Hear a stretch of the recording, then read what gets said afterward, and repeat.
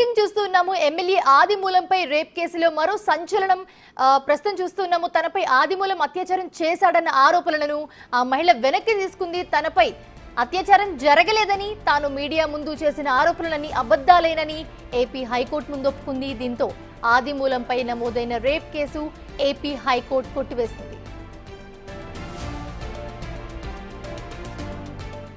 తనపై ఆదిమూలం అత్యాచారం చేశాడంటూ కూడా ఈ నెల 5న హైదరాబాద్ ప్రెస్ క్లబ్ లో మహిళ ఏడుస్తూ ప్రెస్ మీట్ పెట్టింది. తిరుపతిలోని హోటల్ భీమాస్ లో తనపై అత్యాచారం జరిగిందంటూ వీడియోలు కూడా రిలీజ్ చేసింది.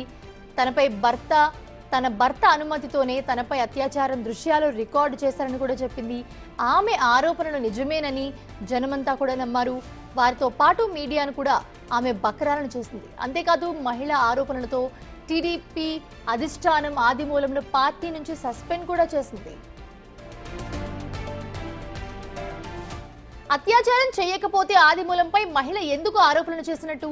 కేసు పెట్టాక మహిళను బెదిరించారా? భయంతో కేసు వాపస్ తీసుకుందా, లేక వీడియోలు చూపించి ఎమ్మెల్యేని బ్లాక్మెయిల్ చేసిందా? కేసు వెనక్కి తీసుకునేందుకు పెద్ద ఎత్తున సెటిల్మెంట్ జరిగిందా? ఇలాంటి ప్రశ్నలు ఎన్నో కూడా తలెత్తుతున్నాయి. ఆ రోజు ప్రెస్ మీట్ లో మహిళ ఏడుపంతా కూడా డ్రామానేనా? రేప్ పేరుతో సమాజం మొత్తాన్ని కూడా ఆ మహిళ మోసం చేసిందా?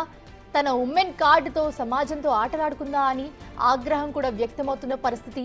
ఇంతకీ ఆమె విడుదల చేసిన వీడియోలు ఒరిజినలా లేక మాఫింగా అనే అనుమానాలు కూడా ప్రస్తుతం వ్యక్తమవుతున్నాయి.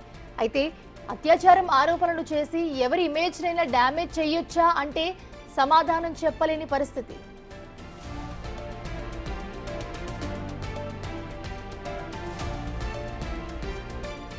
72 ఏళ్ల వయసులో ఎమ్మెల్యే ఆదిమూలంపై అత్యాచార ఆరోపణలు రావడంతో ఆయన సొసైటీలో తలెత్తుకోలేని పరిస్థితి ఏర్పడింది.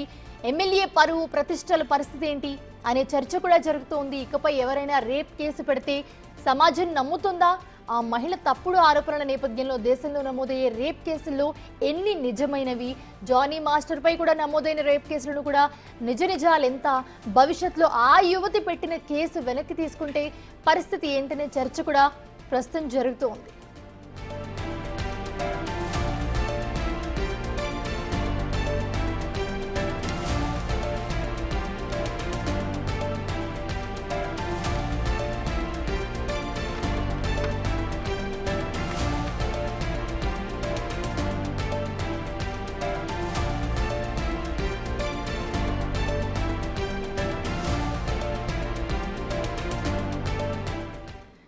ఈ పూర్తి అంశానికి సంబంధించి మరిన్ని అప్డేట్స్ అందించడానికి మా input editor Pavan Kumar live లో జాయిన్ అవుతున్నారు. పవన్, మనం చూస్తూ ఉన్నాము, సో ప్రెసెంట్ జరుగుతున్న సిచ్యువేషన్ చూస్తూ ఉంటే కనుక రేప్ అయిందని కేసు పెడుతూ ఉన్నారు, వాళ్ళ మీద యాక్షన్ తీసుకుంటున్నారు. కోర్టుకి వెళ్ళిన తర్వాత మళ్ళీ లేదు అని వాపస్ తీసుకుంటూ ఉన్నారు. ఇప్పుడు ఆదిమూలం కేసులో కానివ్వండి, లేకపోతే జానీ మాస్టర్ ఆల్రెడీ రిమాండ్కి వెళ్ళారు, ఈ కేసులో కానివ్వండి, నిజంగా ఇలాంటివన్నీ జరగడం చూస్తూ ఉంటే కనుక ఆడవాళ్ళ మీద ఉన్న నమ్మకం పోతుందనే చెప్పుకోవాలి. మీరు ఏం చెప్తారు?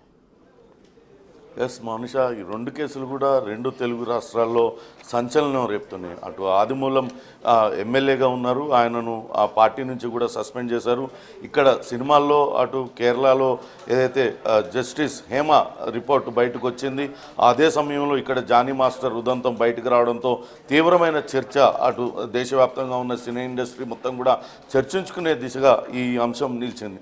ఇక ఈ ఆదిమూలం కేసు కనుక మనం చూసినట్లయితే ఈ నెల 5వ తారీఖున హైదరాబాద్ సోమాజిగూడ ప్రెస్ క్లబ్లో ఒక బాధితురాలు తనపైన కోనేటి ఆదిమూలం అత్యాచారానికి పాల్పడ్డాడు. తనపైన ఒక్కసారి కాదు, పదే పదే తనపైన అత్యాచారానికి పాల్పడుతూ ఉన్నాడు.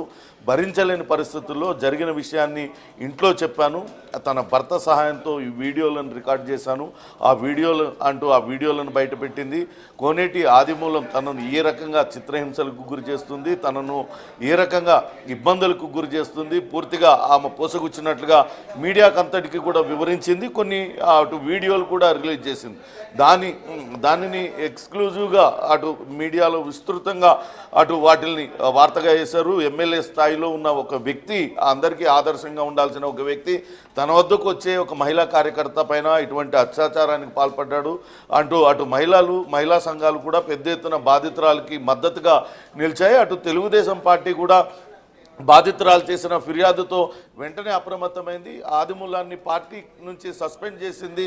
అప్పటికే ఆదిమూలం అటు బిగ్ టీవీతో చాలా స్పష్టంగా మాట్లాడాడు. తనకే పాపం తెలియదు, తన వద్దకు ఆ మహిళ నిత్యం వస్తూ పోతూ ఉండేది. కానీ ఇప్పుడు ఆమె చేస్తున్న ఆరోపణలన్నీ కూడా అసత్యమైన ఆరోపణలంటూ ఆయన చెప్తూ వచ్చారు. కానీ బాధిత మహిళ మాత్రం తనపైన అత్యాచారం చేశారు, హోటల్ బీమాస్కి తీసుకువెళ్లారు, రూమ్ నెంబర్ 109లో ఒకసారి 105లో ఒకసారి తన పైన అత్యాచారానికి పాల్పడ్డాడు. ఇప్పటికీ ఆదిమూలంతో తనకు ప్రాణభయం ఉందంటూ ఆమె మీడియా ముందు చెప్పింది. అట్లనే పోలీసులకు ఫిర్యాదు చేసింది. పోలీసులకు ఫిర్యాదు చేసినాక బాధితురాలని వైద్య పరీక్షల కోసం పోలీసులు పిలిచారు. ఆమె స్టేట్మెంట్ రికార్డ్ చేయడానికి ప్రయత్నించారు. కానీ తిరిగి అప్పుడు కొద్ది రోజులు పోలీసులకు అందుబాటులోకి రాలేదు. అటు వైద్య పరీక్షలకు కూడా కొంత ఆలస్యంగా ఆమె వెళ్ళింది. తీరా చూస్తే ఈ మొత్తం వ్యవహారంలో తిరుపతి పోలీస్ స్టేషన్లో కేసు నమోదైంది. తనపైన నమోదైన కేసులో ఎటువంటి యాక్షన్ తీసుకోకుండా ఆ కేసును కొట్టివేయాలి, తనకే పాపం తెలియదు అంటూ అప్పుడే కోనేటి ఆదిమూలం అటు కోర్టును ఆశ్రయించారు. హైకోర్టులో క్వాష్ పిటిషన్ దాఖలు చేశారు. దీనిపైన వాదోపవాదాలు జరుగుతూ ఉన్నాయి. అయితే నిన్న అటు కోనేటి ఆదిమూలం బాధితురాలుగా చెప్తున్న మహిళ తన న్యాయవాది అటు జితేంద్రతో కలిసి ఒక అఫిడవిట్ దాఖలు చేసింది. ఆ అఫిడవిట్లో ఆమె తాను చేసిన ఆదిమూలంపై చేసిన ఆరోపణలన్నీ కూడా అవాస్తవమైన ఆరోపణలు కాబట్టి తాను ఇప్పుడు అఫిడవిట్లో ఏదైతే అంశాలను పెడుతున్నానో ఇవే నిజమైనవి, తన పైన అత్యాచారం చేశాడు, తనను ఇబ్బంది పెట్టాడంటూ తాను మీడియా ముందు చేసిన ఆరోపణలు కావచ్చు, అట్లనే పోలీసుల ముందు ఇచ్చిన ఫిర్యాదు అంతా కూడా అవాస్తవాలంటూ ఆమె ఒక అఫిడవిట్ దాఖలు చేసింది. దాంతో కోర్టు అటు ఈ కేసును ముగించే దిశగా ఆ కేసును చెప్తుంది. దానిలో ఆర్డర్లు కూడా చాలా స్పష్టంగా పేర్కొంది. నిన్న బాధితురాలు స్వయంగా అక్కడ కోర్టులో ఉన్న సమయంలో ఆయనతో న్యాయమూర్తి కూడా మాట్లాడారు. తాను అవాస్తవాలని చెప్పానంది. కానీ చూస్తే సమాజం మొత్తం బాధితురాలు నిజంగానే ఒక ఎమ్మెల్యేతో ఇబ్బంది పడింది, బాధపడింది, అన్యాయానికి గురైంది అంటూ మద్దతుగా నిలిచింది. ఖచ్చితంగా కోనేటి ఆదిమూలాన్ని కఠినంగా శిక్షించాలంటూ ప్రతి ఒక్కళ్ళు కూడా బాధిత మహిళ వెంట నిలిచారు. అన్ని మీడియాలు కావచ్చు, ప్రజా సంఘాలు అన్నీ కూడా మీడియా ఆమె బాధితురాలు వెంట నిలిచాయి. కానీ ఒక్క మాటతో ఒక్క అఫిడవిట్తో తానన్నీ అసత్యాలే చెప్పానంటూ ఆమె చెప్పడం ఇప్పుడు సంచలనంగా మారింది.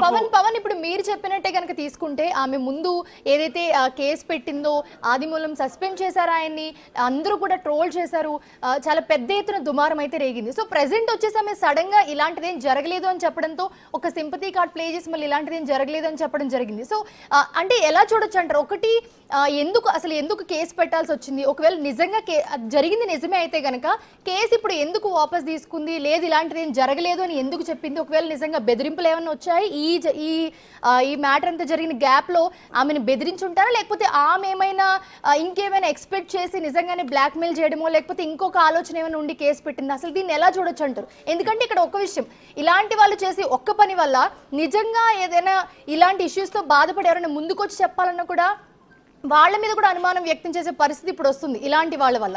సో ఎలా చూడొచ్చు అంటారు దీన్ని? ప్రస్తుతం అయితే దీనిపైన విస్తృతమైన చర్చ జరుగుతుంది.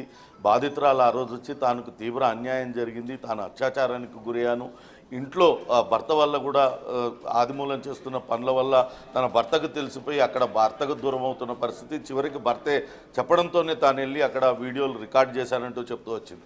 ఆమె పట్ల అందరూ కూడా సానుభూతి చూపించారు. నిజంగానే ఆదిమూలంని కఠినంగా శిక్షించాలని ప్రతి ఒక్కరు కోరారు. అప్పటికే ఆదిమూలం చెప్తానే ఉన్నాడు, తనకే పాపం తెలియదని చెప్తూ ఉన్నప్పటికీ కూడా ఆమె వీడియోలు రిలీజ్ చేసింది. ఆ వీడియోలో చాలా స్పష్టంగా బాధిత మహిళ కనపడుతున్నారు, ఆ వీడియోలో కోనేటి ఆదిమూలం కనపడుతూ ఉన్నారు.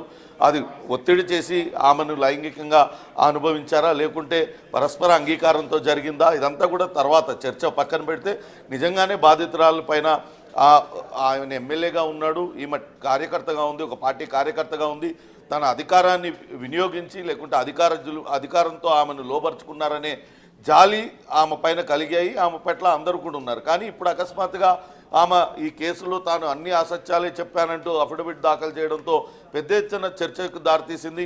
అసలు ఈమె ఎందుకు వెనక్కి తీసుకుంది? నిజంగానే మీరు అంటున్నట్లుగా ఆమెను ఎవరైనా బెదిరించారా అంటే ఇప్పటిదాకా టీడీపీ పార్టీ స్వయంగా ఆదిమూలం పైన చర్యలు తీసుకుంది, ఆమెకు అండగా ఉంటామని చెప్పింది. ఒకవేళ బెదిరింపులకి గురి చేసినట్లయితే ఆమె మళ్ళా బయట పెట్టాల్సింది. అటువంటిది ఏమీ లేకుండా ఎవరికి అందుబాటులోకి రాకుండా ఆమె కేవలం తాను పోలీసులకు చెప్పింది కానీ మీడియా ముందు చెప్పిందంతా కూడా అవాస్తవం అని చెప్పింది. అప్పటికే ఆదిమూలం ఆ రోజు బిగ్ టీవీతో ఆయన చెప్తూనే వచ్చారు, తనకు 72 ఏళ్ల వయసు, తాను గతంలో కూడా ఎమ్మెల్యేగా ఉన్నాను, ఇప్పుడు రెండోసారి ఎమ్మెల్యేగా గెలిచాను, తాను పార్టీలోకి రావడం ఇష్టం లేదు, ఆమె మొదటి నుంచి కూడా ఈ రకమైన తనను వ్యతిరేకించింది. తిరిగి అయినప్పటికీ తాను గెలిచిన తర్వాత ఒక మహిళా నాయకురాలు కాబట్టి తాను చేరదీశాను, తన వద్దకు నిత్యం అనేక పనుల మీద వచ్చేదంటూ ఆయన చెప్తూ వచ్చారు. కానీ అది మొత్తం ఆ మహిళ ఒక్కసారిగా కార్డు తిప్పేయడంతో అటు సమాజం కూడా నివ్వెరపోయే పరిస్థితి. ఇటువంటి వారిక మనం మద్దతు తెలిపింది, ఇటువంటి వాళ్ళపైన మనం జాలి పడింది అనే చర్చ అయితే జరుగుతుంది. అసలు ఒకసారి మనం చూద్దాం, బాధిత మహిళ ఆ రోజు ఏదైతే ఈ నెల 5వ తారీఖున అటు సోమాజిగూడ ప్రెస్ క్లబ్లో మీడియా సమావేశం పెట్టింది. ఆ రోజు మనం కూడా ఆ వార్తను విస్తృతంగా బిగ్ టీవీ కవర్ చేసింది.